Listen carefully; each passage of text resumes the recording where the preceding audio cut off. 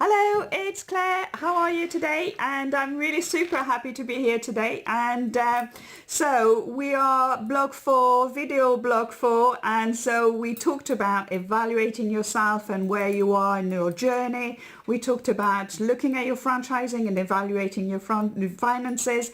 And then we talked about last time about really dipping into the industry that you may want to franchise and looking at the areas to really shortlist, your kind of what franchise you would want to actually be, so you can find the right franchise for you. So today, once you've shortlisted those 2 or 3, or perhaps you've only got one that you really want to do, you need to go and ask them for their franchise plan. And I have the pleasure to be here today at Jersey Business with Nick Still. Hi, Nick. Hi, Claire. How are you? Good to see you. Very good. Thank you very much for being with me today. And I really wanted to interview you because 2 years ago, you and I spent quite a bit of time together. Yes.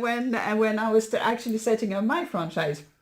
But please, just can you just tell us, what is Jersey Business actually? What do you do? And how come you've got so much experience in the franchise kind of industry? Jersey Business is a government-funded body that is primarily here to help people start up business and for established businesses to grow. Some of those work streams include export efficiency programs and generally business development.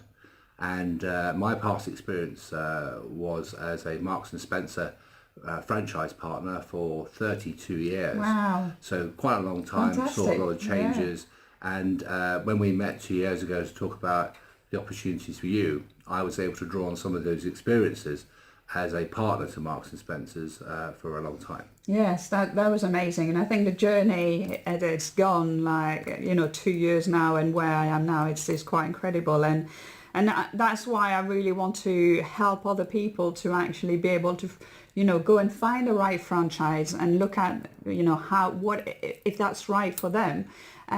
So that franchise plan really, it's really the beginning of everything. Yes. What should be in that plan? Do we call it plan, prospectus? There's different names for it, isn't it? I think when you start off and you're weighing up the pros and cons of either doing something yourself and creating a brand or looking at a franchise, I think at the early stage you want to kind of say, well, what are the things that I like about either option? If you then decide that actually the best option is franchise, you then want to identify, certainly get down to a short list of 2 or 3 businesses that you have sort of observed from a distance, and then start to visit, to start to feel which one sits nicely with you. And actually in the area you're looking to trade from, whether it's Jersey or elsewhere, is it something that actually could perform quite well locally? Yeah, and it's not a short-term thing, isn't it? I think that's the thing as well. It's always about looking at a 5 years, maybe even 10 years plan. Absolutely. I think it's we always describe being with Marks and Spencer's as always for the long term. Right. You will have bumpy trips along the way with most franchise partners. Basically because they'll have their own ups and downs as a business trading in the world that we currently do. It's all very exciting and great when it's all going well, but sometimes they may have poor ranges, they may have poor services, they're going through a period of change, and you have to kind of hang in there, because usually as a franchisee you will have little influence over the parent body in terms of its choice of direction. Mm-hmm. Yes, of the franchise. Yeah. And so when you request a plan, so as a potential franchisee, I'm looking at that franchise and I'm thinking, yes, I really feel that would really work for me. I feel the brand would work for me. What should be in that plan? What do they get? Well, your next stage is, once you've identified someone, is actually try to meet them. Oh, right. Okay. Because usually you could do something via email, but typically you'll want to make a point of contact. You want to meet someone. Mm-hmm. You want to know that there's an interest from their perspective, that they'd like for you to become a partner to their business. At those early days, at those early moments, you also want to establish if there's any kind of signing on fee. Some businesses are looking for territorial fees or fee per town. And also they would be looking quite often now for you to have multiple outlets over a given period of time within a region. Okay. There was a time where people are happy just to franchise to one individual for a town or a region or a country. But actually they find it much more efficient now to just deal with people that have got a group of franchises within a given area. Okay, so the plan should actually talk about all those kind of things, the areas where you should be, what is it exactly that you will be doing. Yes, and you want to know, again, the early times is the capital cost of setting up that business. Right, yeah. And any fees that you may have to pay, Yeah. any royalties. What are the things that kind of sit that importantly for that franchisor to do business with you? And then you go into some financial modelling with them, and that modelling will need to be fairly comprehensive. I think it's important that you know the margins that you're going to be working to, and typically franchisers will be allowed to have more generous margins in that early 2 or 3 years, because the franchisor typically respects that actually they're starting from nothing and they want to give them support to make not necessarily make money early days, but certainly to break even. And then as time moves on and it becomes more established, the sharing of that margin can change. But really important to do robust financial modelling. Okay. And then also you're wanting now to see, well, the product. You also want to see into franchisees where the franchisor is not there also with you, because you want to have independent feedback about how it really works. Things that are really important to you also is marketing plan, because typically the franchisor will have a brand that they will market it, whether it's by country or whether it's globally or whether it's by region. And actually you're going to have to fit into that plan. So how do you adapt that for local use? Other things which are really important also is R&D.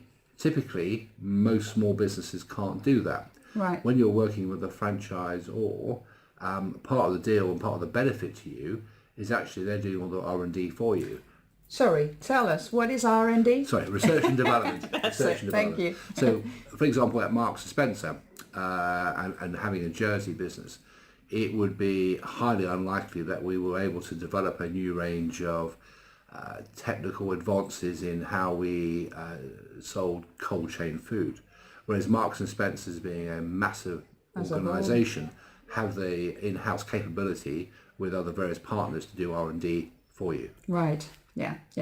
So really important. Yeah. But even that's when that's scaled down. Yeah.